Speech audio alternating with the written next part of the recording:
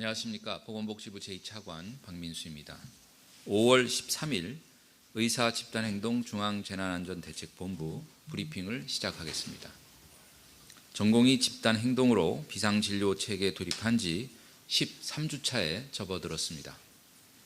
3개월 가까이 지속되는 전공의 집단행동에도 더 아프고 위급한 분들을 위해 비상진료체계에 협조해 주시는 국민 여러분과 의료 현장에서 환자 곁을 지키고 계신 의사, 간호사 등 의료진 여러분 덕분에 비상진료 체계는 큰 변동 없이 유지되고 있습니다.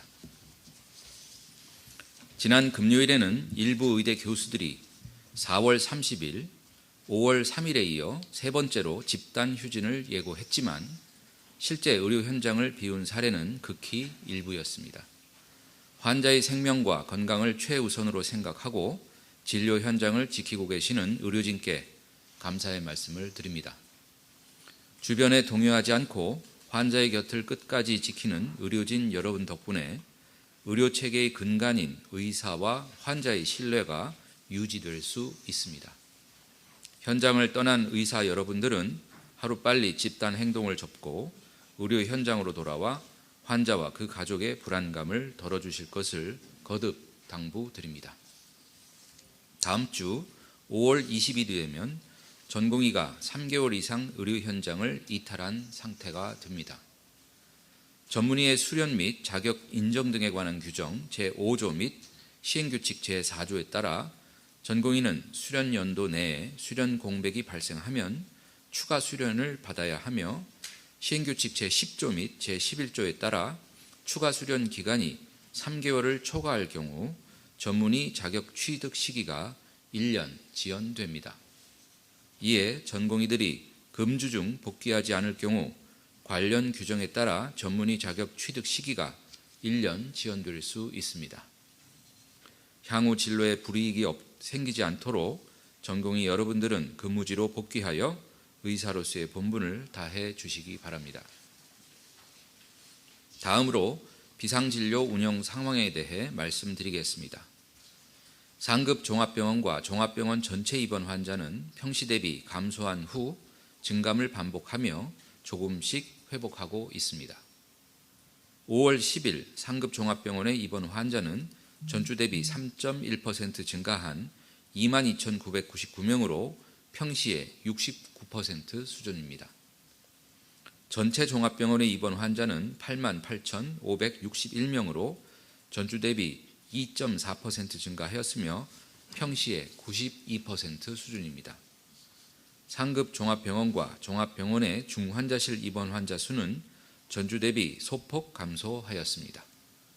5월 10일 상급 종합병원 중환자실 입원 환자는 전주 대비 1.3% 감소한 2,819명으로 평시의 85% 수준입니다. 전체 종합병원의 중환자실 입원 환자 수는 전주 대비 1.9% 감소한 6,843명으로 평시의 93% 수준입니다. 응급실 408개소 중 96%인 393개소는 전주와 동일하게 병상 축소 없이 운영되고 있습니다.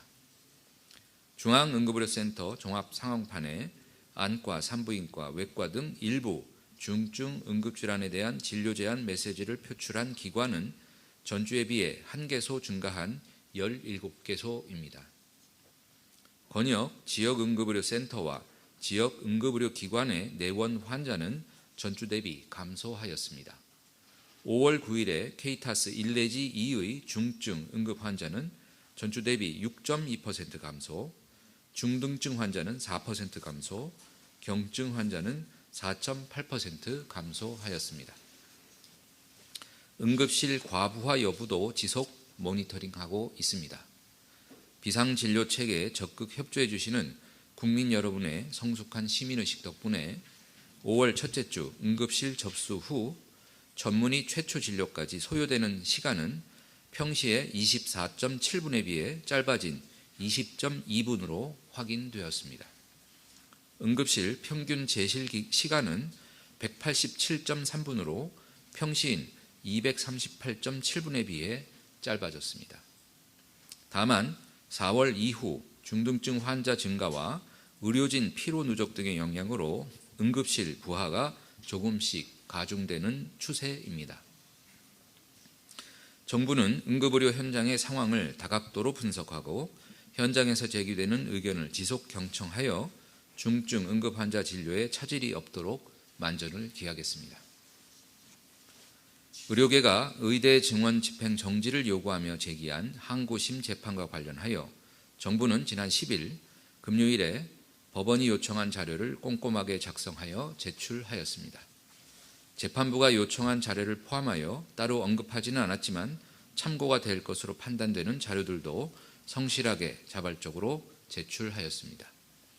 의료계와 언론에서 궁금해하시던 배정심사위원회의 정리 내용이 정부가 자발적으로 제출한 대표적인 자료입니다. 첫째, 의대 정원 2,000명 증원과 관련하여 2,000명이라는 숫자를 도출한 근거를 제출하였습니다. 둘째, 의대 증원 관련 회의 자료, 녹취록 등을 제출하였습니다. 보건의료정책심의위원회와 산하의료인력전문위원회 자료를 제출하였고 작년 1월부터 올해까지 1년간 운영해온 의료현안협의체 논의 내용은 의협과의 합의에 따라 회의록에 준하여 작성 배포한 보도 참고자료를 제출하였습니다. 셋째, 작년 10월에 실시한 대학별 의과대학 증원 수요조사 자료와 대학의 교육 역량 확인을 위한 의학교육 점검반의 점검 활동에 대한 활동 보고서도 제출하였습니다. 의학교육 점검반은 대학이 제출한 서류 자료를 검토하고 추가 확인을 위해 40개 대학 전체를 대상으로 개별 간담회를 실시하였으며 14개 대학을 대상으로 현장 실사를 진행하였습니다. 넷째, 배정과 관련된 자료를 제출하였습니다. 배정위원회 회의 결과와 배정 결과 발표 보도자료 등 배정기준 수립 관련 근거 자료를 제출하였고 대학별 교육 실습 여건을 파악하기 위한 근거 자료와 의대 교육 여건 개선을 위한 정부 지원 계획의 근거 자료를 제출하였으며 내년도 의대 모집 정원에 한해 증원 규모의 50에서 100% 범위에서 자율적으로 조정할 수 있도록 한 결정과 관련된 자료도 제출하였습니다.